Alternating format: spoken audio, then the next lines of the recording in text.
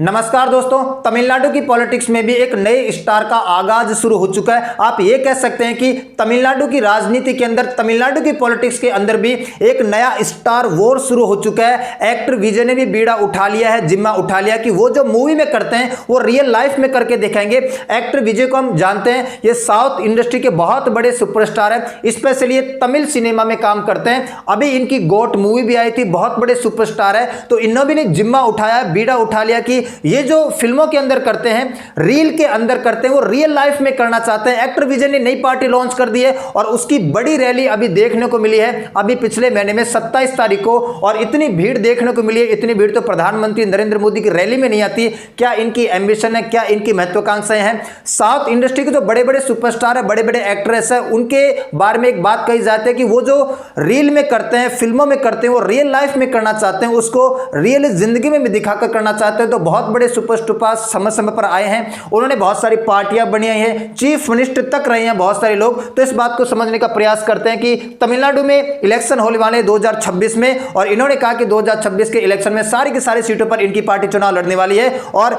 इन्होंने यह भी कहा कि अगर जरूरत पड़ी तो मैं फिल्म इंडस्ट्री को भी छोड़ दूंगा, मैं जो तमिलनाडु के अंदर सुधार करना चाहता हूं, रिफॉर्म करना चाहता हूं, वो मैं करके रहूंगा।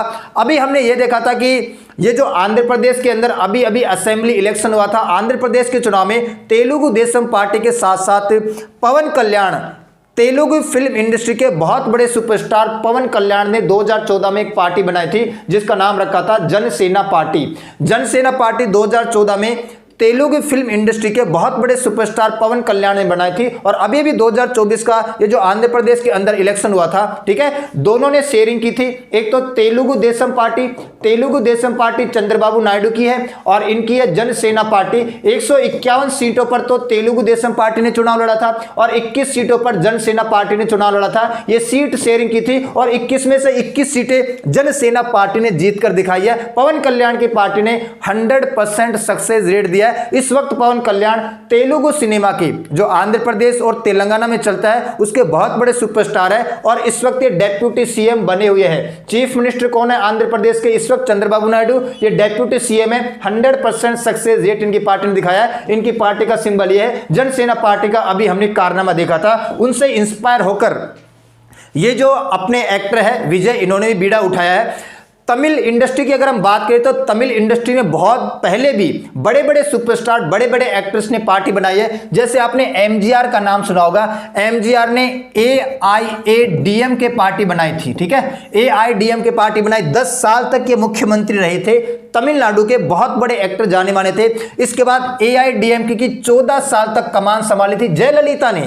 जयललिता ने 14 साल तक कमान संभाली। ये भी एक हीरोइन हुआ करती थी, एक्ट्रेस हुआ करती थी। 14 साल तमिलनाडु के मुख्यमंत्री है। तो तमिलनाडु का, या स्पेशली हम कहें तो जो साउथ की इंडस्ट्री है, तेलुगु और तमिल सिनेमा, यहाँ के बड़े बड़े सुपरस्टार, बड़े पैमाने पर सुपरस्टार बनने के बाद, बड़ा बनने के बाद जो रील में करते हैं, फिल्मों में करते हैं, वो रियल लाइफ में करके दिखाते हैं। तो तमिल सिनेमा के 2 बड़े एक्टर्स, 2 बड़े सुपरस्टार, जिन्होंने 10 साल तक इन्होंने मुख्यमंत्री रहे हैं, 14 साल तक ये मुख्यमंत्री रही है। और अभी रिसेंटली बात करें, ये तो थोड़ी पुरानी बात मैंने आपको बताई है, 1980s के आसपास। अभी रिसेंटली इस टाइम पे 2 बड़े और सुपरस्टार है। एक तो रजनीकांत साहब है और एक कमल हसन साहब है। रजनीकांत साहब ने भी अभी 2017 में एक पार्टी बनाई थी, रजनी मकाल मंद्रम। रजनी मकाल मंद्रम नाम से रजनीकांत साहब ने, जो कि तमिल सिनेमा के बहुत बड़े सुपरस्टार वर्तमान में है, इन्होंने 2017 में एक पार्टी बनाई, लेकिन इन्होंने 2020 में विड्रॉ कर लिया।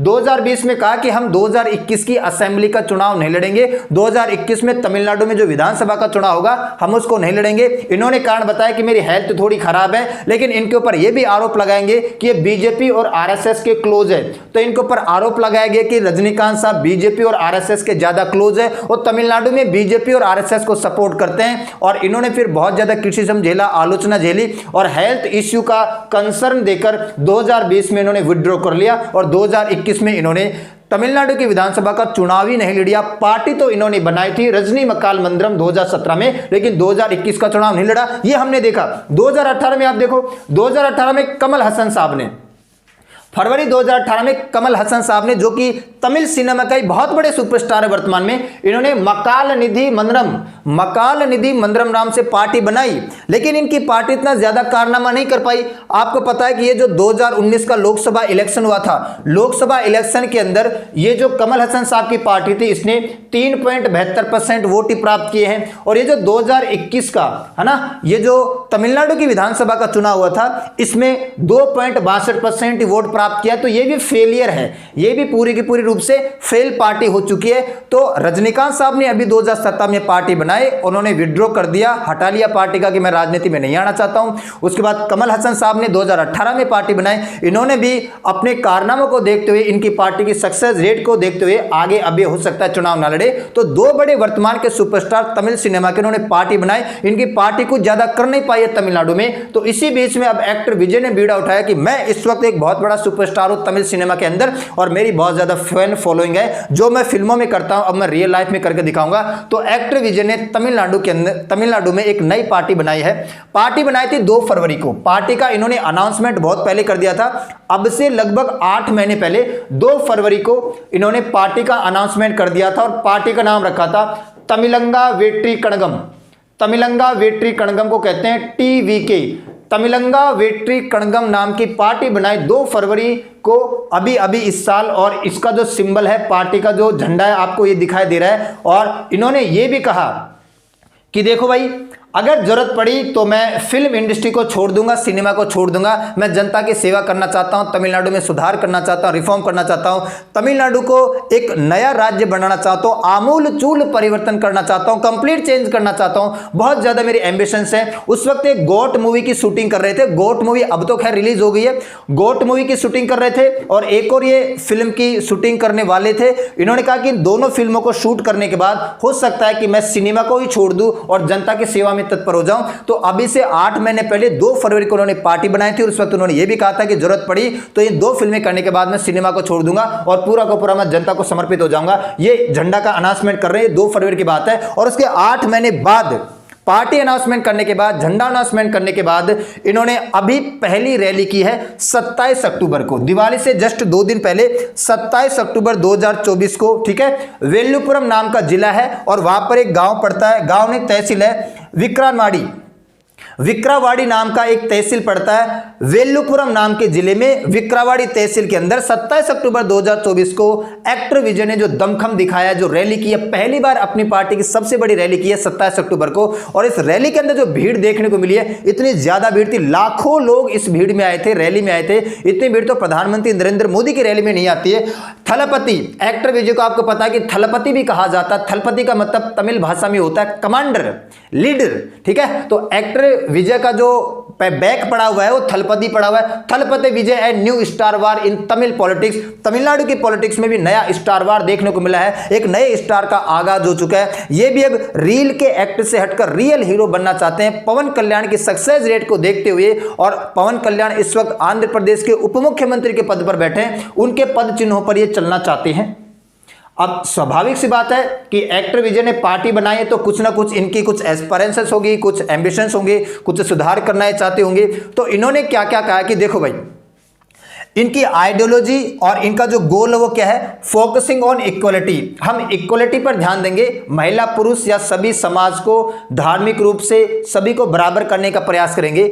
इनकी पार्टी फोकस करेगी सोशल जस्टिस के ऊपर, सामाजिक न्याय मिले लोगों को, सेक्युलरिज्म पर ध्यान देगी, सेक्युलरिज्म पर ध्यान देंगे, प्रमोशन पर ध्यान देंगे तमिल भाषा के। तमिल भाषा अपने आप में बहुत भाषा है और बहुत ही प्यारी भाषा है जो संस्कृत से बाहर निकली है, ठीक है। तमिल भाषा के प्रमोशन पर ध्यान देंगे और एडमिनिस्ट्रेटिव लैंग्वेज बनाएंगे। कोर्ट के अंदर जो तमिलनाडु का कोर्ट है, तमिलनाडु का न्यायालय है, वहां पर तमिल भाषा में ही कामकाज हो, अंग्रेजी में कामकाज ना हो, इस पर भी ध्यान देंगे। और इसके अलावा एक और जो महत्वपूर्ण बात की, इन्होंने कहा कि हम गवर्नर के पद को हटवाएंगे, removing the post of governor. और मैं एक्टर विजय साहब को बता दूं कि आपको शायद संविधान का ज्ञान नहीं है। हमारे संविधान में केंद्र सरकार और राज्य सरकारों को पावर दी गई है। केंद्र सरकार की पावर भाग 5 में, राज्य सरकार की पावर भाग 6 में। लेकिन हमारे देश में केंद्र सरकार ज्यादा पावरफुल होती है राज्य सरकार से। हम एकात्मक संविधान को ज्यादा फॉलो करते हैं। यूनिटरी कॉन्स्टिट्यूशन का फीचर हमारे यहां पर ज्यादा है। जो भी इंपोर्टेंट महत्वपूर्ण पदों की नियुक्ति होती है वो केंद्र सरकार करती है, चाहे वो इलेक्शन कमीशन का चेयरमैन हो, चाहे वो गवर्नर का पद हो, चाहे वो यूपीएससी का चेयरमैन हो, चाहे वो फाइनेंस कमीशन का चेयरमैन हो, जो भी बड़े बड़े पद होते हैं उनके अपॉइंटमेंट हमारी केंद्र सरकार करती है। केंद्र सरकार हमारे देश में ज्यादा पावरफुल है और one of the post from central government is governor. आप संविधान के ढांचे को बदल नहीं सकते हैं, ये हमारे संविधान का बेसिक स्ट्रक्चर है, मूलभूत ढांचा है। गवर्नर होगा राज्य में, और गवर्नर का मतलब आपको पता है क्या होता है, वहां पर केंद्र सरकार में बीजेपी बैठी है, कभी दिल्ली में आम आदमी पार्टी से झगड़ा हो जाता है, कभी तमिलनाडु में डीएमके से झगड़ा हो जाता है, कभी पश्चिम बंगाल के अंदर तृणमूल कांग्रेस से झगड़ा हो जाता है। तो गवर्नर एक ऐसा आदमी है जो केंद्र सरकार और राज्य सरकार के बीच में कड़ी बिठाने का काम करता है, विवादों को सुलझाने का काम करता है, डिस्प्यूटों को सुलझाने का काम करता है, एक तरीके से केंद्र सरकार और राज्य सरकार के बीच ब्रिज का काम करता है। तो गवर्नर की पोस्ट को हटाना इतना आसान नहीं होगा। खैर, इन्होंने क्या क्या कहा है कि हम फोकस करेंगे इक्वालिटी के ऊपर, सोशल जस्टिस के ऊपर, सेकुलरिज्म के ऊपर, तमिल को प्रमोट करेंगे, एडमिनिस्ट्रेटिव लैंग्वेज, कामकाज करने वाली भाषा बनाएंगे तमिलनाडु में, तमिलनाडु के न्यायालयों में तमिल भाषा को, और गवर्नर के पद को हम हटाने का प्रयास करेंगे। और इन्होंने कहा कि 2026 में जो तमिलनाडु में विधानसभा का चुनाव होने वाला है उसकी 234 में से 234 सीटों पर अपनी पार्टी यानी टीवीके, है ना, टीवीके का मतलब क्या होता है, तमिल वेट्री कड़गम, ये जो विजय की पार्टी है ये 234 सीटों पर पूरा का पूरा कैंडिडेट खड़ा करेगी और लड़ने वाली है। अब स्वाभाविक सी बात है कि तमिलनाडु के अंदर दो दिग्गज पार्टियां पाई जाती है। दो दिग्गज पार्टी कौन सी है, एक तो है डीएमके द्रविड़ मुनेत्रा कड़गम, और एक ऑल इंडिया अन्ना द्रविड़ मुनेत्रा कड़गम। एक तो डीएमके और एआईडीएमके, ये दो बड़ी पार्टियां बारी बारी से राजनीति को संभालती है। कभी डीएमके पार्टी की सरकार आती है, कभी एआईडीएमके पार्टी की सरकार आती है। डीएमके की तरफ से आपको पता है कि करुणानिधि साहब, ये करुणानिधि है, ये 18 साल तक तमिलनाडु के मुख्यमंत्री रहे हैं अलग अलग समय पर, डीएमके पार्टी से बिलोंग करते हैं। डीएमके पार्टी से फिर आपको पता है कि एआईडीएमके बन जाती है। एमजीआर साहब जो कि एक जाने माने सुपरस्टार हुआ करते थे उस टाइम पे, उन्होंने एआईडीएमके पार्टी बनाई। ये 10 साल तक मुख्यमंत्री रहे थे, किसके, एआईडीएमके की तरफ से तमिलनाडु के। उसके बाद में इनके मरने के बाद जयललिता, आपको पता है एक एक्ट्रेस थी, ये लगभग अलग अलग समय पर 14 साल तक तमिलनाडु के मुख्यमंत्री रही है। तो डीएमके से करुणानिधि साहब रहे हैं, एआईडीएमके से एमजीआर साहब और जयललिता। तो ये दो बड़ी पार्टियां जो तमिलनाडु में एग्जिस्ट करती है, बारी बारी से अल्टरनेटिवली इनका नंबर आता रहता है। जैसे अपने नॉर्थ में कांग्रेस बीजेपी का नंबर बार बार आता रहता है, वैसे तमिलनाडु में इन पार्टियों का नंबर आता रहता है। वर्तमान में ये जो करुणानिधि है, जिनकी पार्टी डीएमके थी, इनके बेटे एमके स्टालिन वर्तमान में तमिलनाडु के मुख्यमंत्री बने हुए हैं। ये है एमके स्टालिन, ये वर्तमान में तमिलनाडु के क्या है, चीफ मिनिस्टर। ये इनके बेटे हैं विजयानिधि स्टालिन। विजयानिधि स्टालिन पहले तो मंत्री हुआ करते थे, अब पिताजी ने अपने बेटे को डेप्यूटी सीएम बना दिया है। तमिलनाडु का डेप्यूटी सीएम उप मुख्यमंत्री वर्तमान में कौन है, एमके स्टालिन का बेटा विजयानिधि स्टालिन। और ये जो विजयानिधि स्टालिन है ये बहुत ही खराब आदमी है, इसके बारे में आपको बताता हूं खराब क्यों है। इसने सनातन धर्म के बारे में एक रिमार्क किया था, आपको पता है 2-3 महीने पहले। उस टाइम पे मंत्री हुआ करता था, उस टाइम पे तमिलनाडु में एक मिनिस्टर हुआ करता था, sports and youth affair minister of Tamil Nadu government. कौन, विजयानिधि स्टालिन। और इन्होंने इस टाइम पे कमेंट किया था आज से 3-4 महीने पहले, मुझे याद है, कि ये जो सनातन धर्म है ना, ये डेंगू की तरह है, मलेरिया की तरह है, बुखार की तरह है, कोरोना की तरह, जो खत्म ही नहीं होता है। सनातन धर्म का कंपैरिजन, सनातन धर्म की तुलना इसने डेंगू मलेरिया कोरोना से कर दी थी। उस टाइम पे बहुत बड़ा विवाद हुआ था, बहुत बड़ा आंदोलन भी हो गया था, एफआईआर तक इनके खिलाफ दर्ज करवा दी गई थी कि क्या बोल दिया इन्होंने, ये उचित बात नहीं है कि सनातन धर्म दीमक की तरह है ना, कोरोना की तरह, डेंगू की तरह, मलेरिया की तरह, जो खत्म ही नहीं होता है, बार बार कहीं ना कहीं निकल के आ जाता है। तो इस लिहाज से बहुत ही बेकार आदमी है। इस वक्त खैर ये तमिलनाडु के क्या है, उप मुख्यमंत्री, बाप ने बेटे को बना दिया उप मुख्यमंत्री, कोई बात नहीं है, आगे बढ़ते हैं। तो ये जो दोनों बड़ी पार्टियां, अब इनको खतरा इस बात का है, और खतरा होना स्वाभाविक है।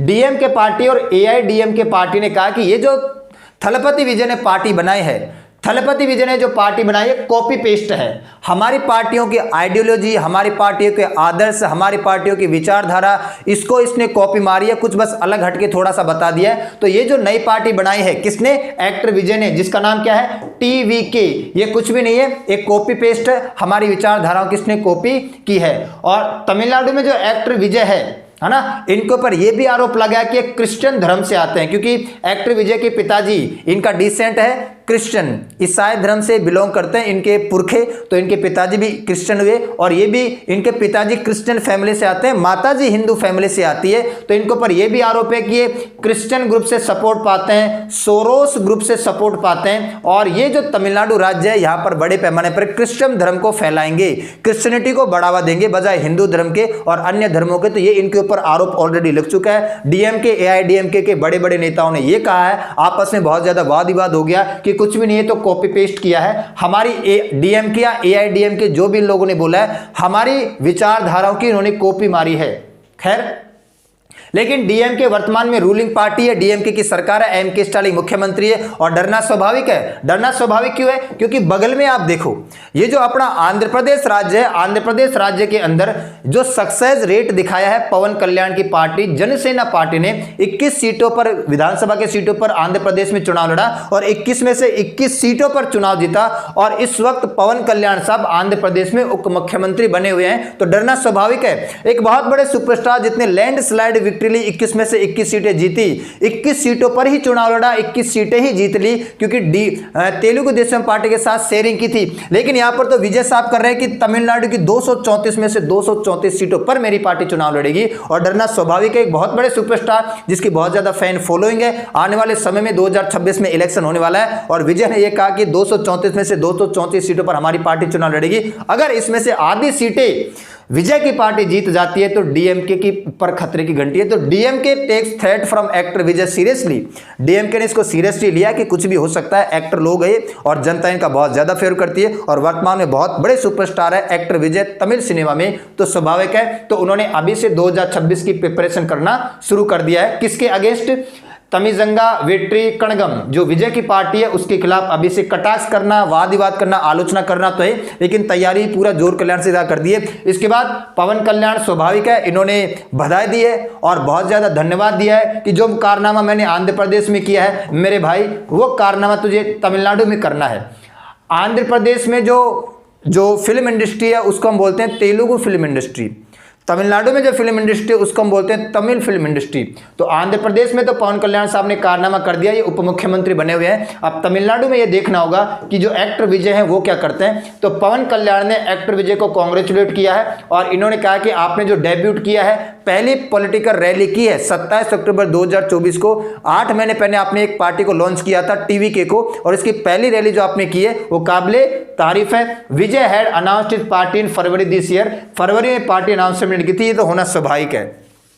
अच्छा, वैसे तो एक्टर विजय के साथ कोई कंट्रोवर्सी होती नहीं है, लेकिन एक कंट्रोवर्सी मैं आपको बता देता हूं एक्टर विजय के साथ। 2017 की बात है। 2017 में आप सभी को पता है कि एक्टर विजय की एक मूवी आई थी मार्शल, याद है आपको? एक्टर विजय की मूवी आई थी मार्शल, जिसमें एक्टर विजय का डबल रोल था और उस मार्शल मूवी में जीएसटी को, डिजिटल इंडिया को क्रिटिसाइज किया गया था मूवी के अंदर कि ये जो केंद्र सरकार जीएसटी लागू 2017 में, आपको पता नया नया जीएसटी लागू हुआ था 2017 में, केंद्र सरकार ने डिजिटल इंडिया के ऊपर ध्यान दिया था। तो मार्शल मूवी के अंदर जीएसटी को, डिजिटल इंडिया को क्रिटिसाइज किया गया और इस क्रिटिसिज्म को देखते हुए बीजेपी के एक जाने माने लीडर जिनका नाम है एच राजा ने ट्वीट किया था और उन्होंने बोला था कि विजय रिलीजन क्रिश्चियन है, इसलिए ये ऐसे कर रहा है। जो प्रधानमंत्री नरेंद्र मोदी वो हिंदू है और वो देश को नई दिशा देना चाहते हैं जीएसटी लागू करके, डिजिटल इंडिया के माध्यम से, लेकिन ये जो एक्टर विजय ये क्रिश्चियन है, इसलिए ऐसा इन्होंने क्रिटिसाइज किया है मूवी के अंदर। H Raja, national secretary of the party, tweeted on Sunday photo of Vijay voter identity card to review that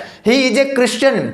he is also tweeted sign letter the actor wrote in media company by using truth is bitter. और इन्होंने ये भी कहा कि सच हमेशा कड़वा होता है और सच तो ये है कि एक्टर विजय एक ईसाई धर्म से बिलोंग करता है, इसके पिताजी क्रिश्चियन है, तो स्वाभाविक सी बात है कि ये जीएसटी को और डिजिटल इंडिया को क्रिटिसाइज करेंगे। उस टाइम पे बड़ा आक्रोश हुआ था, उस टाइम पे भी एक्टर विजय ने पार्टी का अनाउंसमेंट करते करते रह गया था। उस टाइम पे पार्टी का अनाउंसमेंट करने वाले थे लेकिन कर नहीं पाए, अब इन्होंने अपने पार्टी का अनाउंसमेंट किया है। अब सिंपल सी बात है कि 2026 में इलेक्शन होने वाला है, कहां पर? तमिलनाडु की विधानसभा का चुनाव होने वाला है, 234 सीटों पर चुनाव होने वाला है और यह देखना होगा कि एक्टर विजय क्या कारनामा करते हैं। मुझे लगता है कि एक्टर विजय अच्छी खासी सीट लेके जाएंगे। डीएमके को और एआईडीएमके पार्टी को इनसे वाकई डरना चाहिए, बहुत बड़े एक्टर है इस वक्त ये। रजनीकांत, कमल हसन, तमिल सिनेमा के जितने भी बड़े बड़े सुपरस्टार हैं सबसे नंबर 1 पोस्ट पर ये बिलोंग करते हैं तमिल सिनेमा के अंदर। तो देखना उचित होगा। और आने के बाद क्या रिफॉर्म करते हैं, क्या सुधार करते हैं, देखना यह भी होगा कि ये सिनेमा में बने रहेंगे या सिनेमा को छोड़ देंगे, पूरा का पूरा ध्यान पार्टी में लगा देंगे या चुनाव जीतने में लगा देंगे, या चुनाव जीतने के बाद यदि एक chief minister, deputy chief minister कुछ भी बन जाते हैं, ठीक ठाक इनको सीटें मिल जाती है, तो क्या इस सिनेमा में बने रहेंगे, सिनेमा को छोड़ देंगे, इसको देखना स्वाभाविक होगा। तो आज के लिए इतना ही करते हैं, मिलते हैं नेक्स्ट क्लास में, तब तक के लिए सभी को धन्यवाद।